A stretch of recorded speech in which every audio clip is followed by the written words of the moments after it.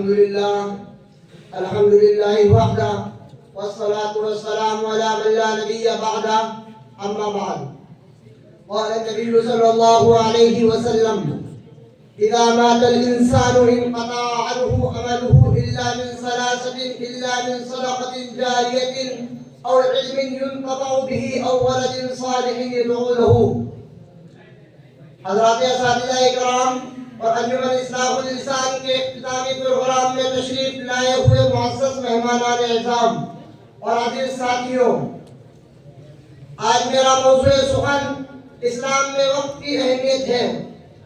حضرات گرامی، اللہ کے آخری پیغمبر جناب محمد رسول اللہ صلی اللہ علیہ وسلم نے ارشاد فرمایا: إذا مات الإنسان انقطع عنه عمله إلا من ثلاثة: إلا من صدقة جارية أو علم ينتفع به أو ولد صالح يدعو له. یعنی انسان جب اس دنیا سے گزر جاتا ہے تو عمل کا رشتہ اس سے ٹوٹ جاتا ہے سوائے تین صورتوں کے۔ نمبر ایک، یا تو وہ نیک صالح اولاد اس دنیا میں چھوڑ کر جائے جو اولاد اس کے مرنے کے بعد اس کے لیے دعا کرتی رہے۔ نمبر دو، یا اس نے کوئی ایسا علمی کام چھوڑا ہو جس کے ذریعے لوگوں کو فائدہ حاصل ہوتا رہے، خواہ وہ شاگردوں کی صورت میں ہو یا تصنیفات اور تعلیمات کی صورت میں ہو، خواہ وہ تعلیمی اور اشاعتی اداروں کی صورت میں ہو۔ نمبر تین، صدقہ جاریہ، یعنی انسان کو ایسی چیز چھوڑ کر جائے جس کا نفع لوگوں کو حاصل ہوتا رہے۔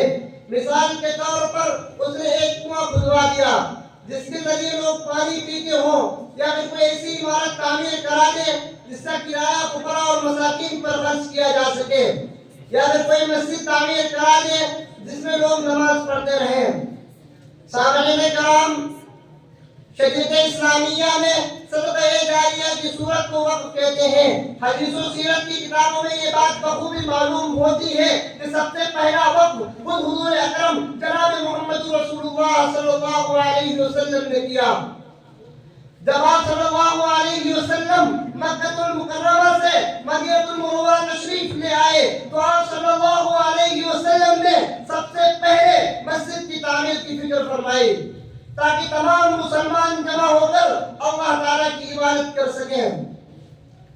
حضرت سعد اور حضرت سہیل رضی اللہ تعالیٰ عنہما کی زمین آپ صلی اللہ علیہ وسلم نے خرید کر مسجد کے لیے وقف فرمائی تھی۔ حضرت عائشہ صدیقہ رضی اللہ تعالیٰ عنہا ارشاد فرماتی ہیں کہ حضور اکرم جناب محمد رسول اللہ صلی اللہ علیہ وسلم نے مدینہ المنورہ کے 7 باغات بنو ہاشم اور بنو مطلب پر وقف فرمائے تھے، اور یہ سلسلہ یہیں میں ختم نہیں ہوا بلکہ اکثر اہل ثروت صحابہ کرام رضی اللہ تعالی عنہم اپنی گنجائش کے بغیر وقف فرماتے رہتے تھے۔ حضرت عثمان غنی رضی اللہ تعالی عنہ نے میٹھے پانی کا کنواں خرید کر مسلمانوں کے لیے وقف فرمایا تھا۔ اسی طرح حضرت جابر رضی اللہ تعالی عنہ نے ایک کھجور کا باغ تھا جسے انہوں نے مسلمانوں کے لیے وقف فرمایا تھا۔ حضرت عمر فاروق رضی اللہ تعالی عنہ نے نہ صرف وقف قائم فرمایا بلکہ حضور اقدس جناب محمد رسول اللہ صلی اللہ علیہ وسلم کی ہدایات کی روشنی میں اس کے قواعد و ضوابط کی مقرر فرما دیے۔ حضرت عبداللہ بن عمر رضی اللہ تعالی عنہما ارشاد فرماتے ہیں کہ حضرت عمر فاروق رضی اللہ تعالی عنہ نے اپنی خیبر کی زمین کے سلسلے میں حضور صلی اللہ علیہ وسلم سے مشورہ کیا۔ آپ صلی اللہ علیہ وسلم نے ارشاد فرمایا کہ ایسا ہو سکتا ہے کہ اصل شے کو باقی رکھتے ہوئے اس کی آمدنی صدقہ کر دو کہ اصل زمین نہ خرید و فروخت کی جا سکے اور نہ ہبہ کی جا سکے اور اس میں نہ کسی کی میراث جاری ہو سکے۔ چنانچہ اس مشورے پر عمل کرتے ہوئے حضرت عمر فاروق رضی اللہ تعالی عنہ نے فقراء، قرابت دار، غلام، مسافر اور مہمانوں کو اس کا مصرف قرار دیا۔ حضرات گرامی، یہ پہلا وقت تھا جس کے مسائل واضح کیے گئے، وقف کرنے والے کی طرف سے شرائط مقرر ہوئی اور وقف کی تولیت کے سلسلے میں صراحت کی گئی۔ چنانچہ وقف کے اصل قوانین کی بنیاد یہی وقف فاروقی ہے۔ حضرت جابر رضی اللہ تعالی عنہ کی روایت ہے کہ لم يكن احد من اصحاب رسول الله صلی اللہ علیہ وسلم ذو مقدرة الا وقف मौका कि जिन सहाबा को भी माली गुंजाइश थी उन्होंने भी वक्फ किया। अज़ीज़ान गिरामी, हज़रत उमर फारूक रज़ियल्लाहु ताला अन्हु ने वक्त के लिए जो शराइत मुकर्रर की थी, इससे ये बात भी वाज़ेह हो गई कि वक्त की चीज से वक्त करने वाले की मंशा को खुसूसी अहमियत हासिल है। ये भी मालूम हुआ कि वक्त करने वाले की शर्त के दायरे में रहते हुए इससे मुतवल्ली भी इस्तिफादा कर सकता है, अलबत्ता वो उसे फरोख्त नहीं कर सकता। और मुतवल्ली चूंकि वक्त करने वाला भी हो सकता है, इसलिए वक्त की हुई चीज से वक्त करने वाला भी इस्तिफादा कर सकता है। मोहतरम बुजुर्गों दोस्तों, क्योंकि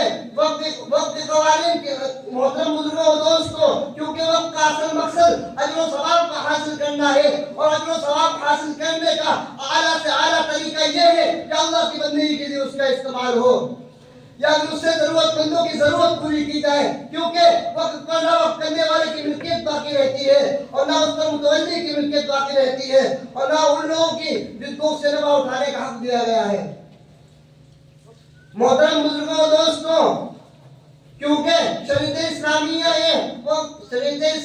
में वक्त का तसव्वुर, क्योंकि वक्त के बारे में शरीयत इस्लामिया का तसव्वुर ये है कि वो बराह रास्त अल्लाह की मिल्कियत में होती है। क्योंकि इस्लाम में सिर्फ इबादत करना ही सवाब का काम नहीं है, बल्कि इंसानी खिदमत भी बाइस अजर व सवाब है। मोहतरम बुजुर्गों दोस्तों, इन्हीं चंद कलिमात के साथ मैं अपनी तकरीर खत्म करता हूँ। हमारी